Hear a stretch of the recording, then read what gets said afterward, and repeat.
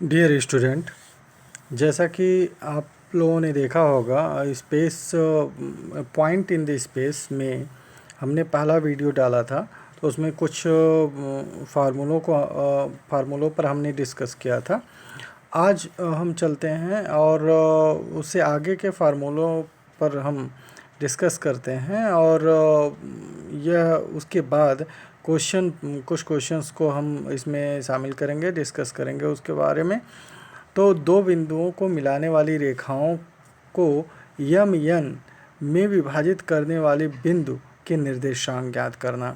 अब जैसा कि पढ़े होंगे कि जो इससे पहले आप 2 डायमेंशन ज्योमेट्री में x1 + x2 वाला सिस्टम था, x1 y1 x2 y2। तो उसमें भी यम एन के रूप में अगर किसी लाइन को आप डिवाइड करते थे, जैसे कोई पॉइंट है P और Q, उसको R पॉइंट पर जो है यम और एन रेशियो पर आप डिवाइड करते थे, तो वहाँ पर एक फार्मूला आता था जो कि 2 डायमेंशन का फार्मूला था। लेकिन अब इसी चीज़ को यहाँ पर 3 डायमेंशन में हमें पढ़ना है।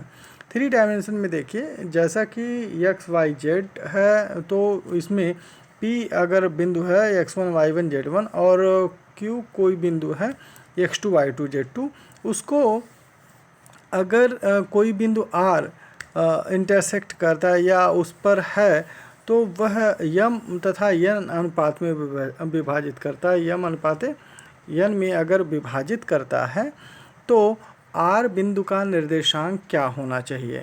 चलिए हम देखते हैं R बिंदु का निर्देशांक। जैसे हम अगर जो है x निकालते हैं, R बिंदु का निर्देशांक हम मान लेते हैं, R का निर्देशांक x y और z मान लेते हैं, ठीक है। तो इसी x y z को हमें निकालना होता है। अब x y z को हम कैसे निकालते हैं, यह यहाँ फार्मूला दिया हुआ है x के लिए, y के लिए और z के लिए। देखिए, अगर कोई लाइन है या स्पेस में, यानी कि 3 डायमेंशन ज्योमेट्री में, जो कि P और Q पॉइंट हैं, उनके बीच जो है यह यम ये R है और यह यम/n रेशियो पर डिवाइड करता है, तो इसमें निर्देशांक निकालने का तरीका क्या होगा, इसको देख लीजिए। अगर x निकालते हैं तो यम x2 + n x1, यह इंटरनल है, यम x2 + n x1 अपॉन यम + n, यह इंटरनल डिवीजन का है, यानी कि अंतः विभाजन का। इसमें 2 तरह के विभाजन होते हैं, अंतः विभाजन और बाह्य विभाजन, ठीक है। तो अंतः विभाजन का ये फार्मूला है।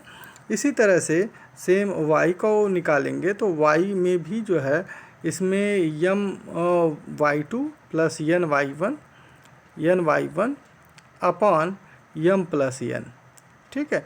ये देख रहे हैं आप, यम + n, ठीक है। इसी तरह से अगर z का भी निर्देशांक हम निकालते हैं तो z के लिए भी जो है यम z2 + n z1 + n z1, एक मिनट, z के लिए हम निकालते हैं, पुनः मैं लिख रहा हूँ, यम z2 + n z1 अपॉन यम + n, ये है जो कि यह दिया हुआ है यहाँ पर।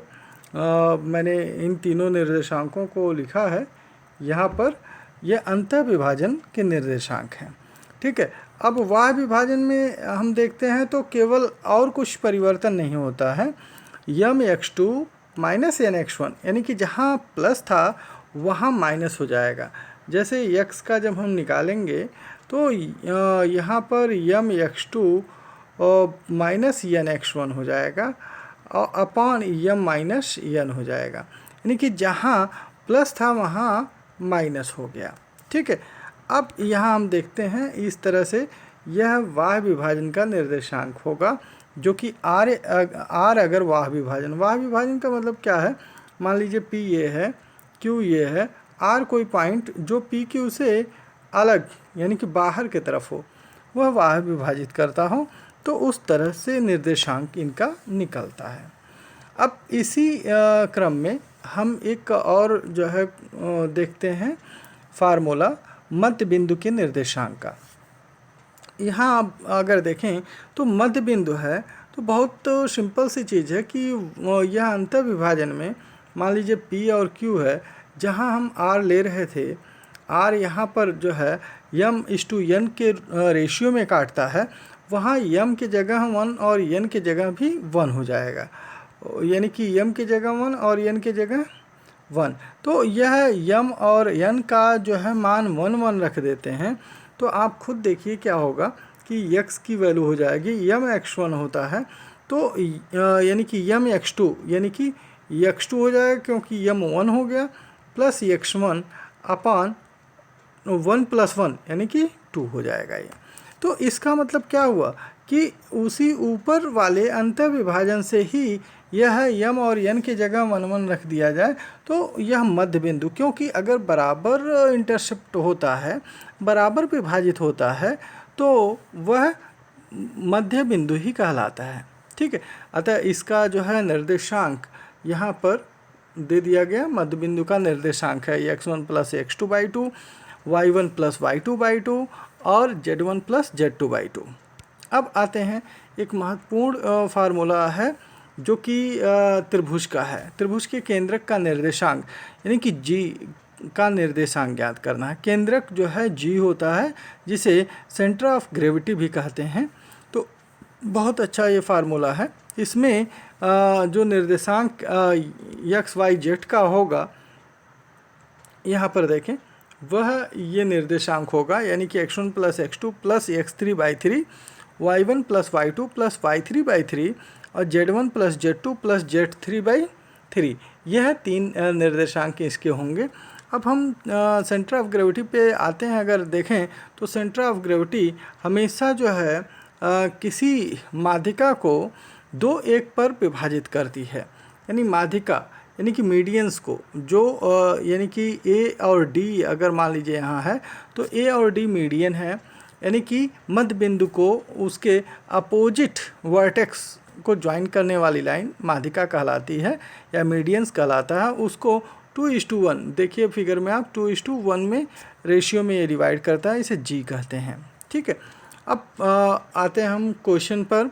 क्वेश्चन 12.1 एक्सरसाइज का इसमें दिया हुआ है क्वेश्चन नंबर 5।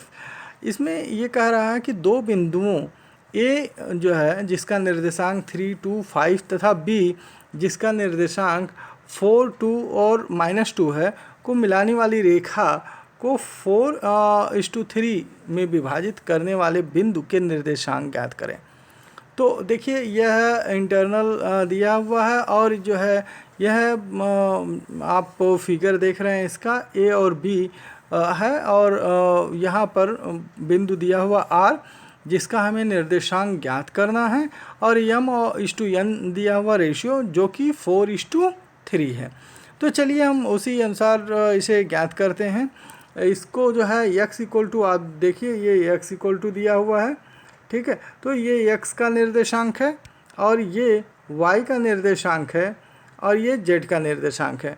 इसमें हम वैल्यू पुट करेंगे, x1 y1 x2 y2 x3 यानी कि x1 y1 z1 x2 y2 z2 का निर्देशांक यहाँ दिया हुआ है। तो अब जो है हम देखते हैं m की वैल्यू 4 दी हुई है, 4 × -4, क्योंकि x2 दिया हुआ है -4।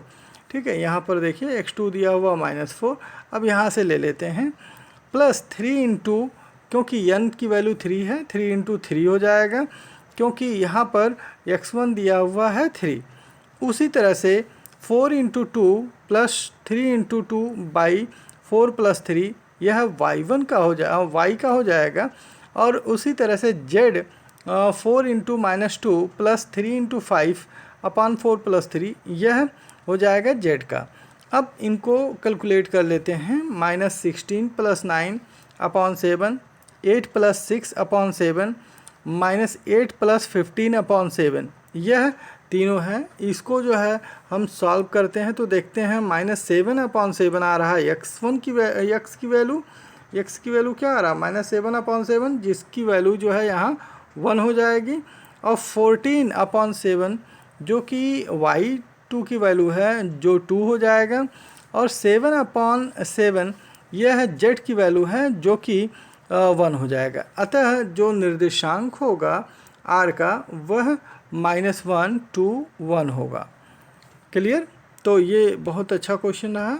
अब क्वेश्चन नंबर 7 पे आ जाते हैं। क्वेश्चन नंबर 7 जो कि केंद्रक निकालने के लिए कहा है। देखिए इसमें बिंदु दिए हुए हैं। अब इसमें बिंदु 1 1 1 -2 4 1 और 2 2 5 से त्रिभुज का केंद्रक ज्ञात करें। तो अब यहाँ पर आप देख रहे हैं एक त्रिभुज बना लीजिए कि ABC एक त्रिभुज है। इनके निर्देशांक 1 1 1, B जो है -2 4 1 और C 2 2 5 रख दें तो केंद्रक G का निर्देशांक जो होगा 1 -2 + 2 अपॉन 3, ठीक है, x1 + x2 + x3 उसी अनुसार लिखा हुआ है। तो x1 यहाँ पर 1 है, x2 -2 है और x3 2 है, अपॉन 3 हो गया। फिर y के लिए हम निर्देशांक लिखेंगे 1 + 4 + 2।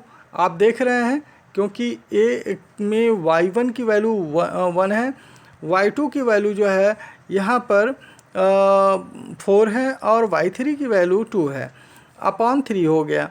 अब इसी तरह से z1 की वैल्यू 1 है, z2 की वैल्यू 1 है और z3 की वैल्यू है 5। अब इन सभी को ऐड कर लेते हैं तो हम देखते हैं कि -2 + 2 से कैंसिल हो जाएगा x1 में।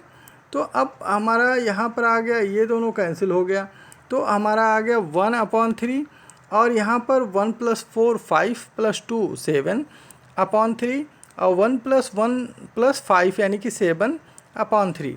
अतः 1/3 7/3 7/3 अभिष्ट केंद्रक हैं। ठीक है, यह centre of gravity of A triangle का सेंटर ऑफ ग्रेविटी है या केंद्रक है। बहुत अच्छा। अब हम जो है दिक् कोण तथा दिक् कोज्या पढ़ेंगे। अभी के लिए इतना ही, धन्यवाद। अगले वीडियो में दिक् कोज्या और दिक् कोण के लिए हम वीडियो बनाएंगे। धन्यवाद।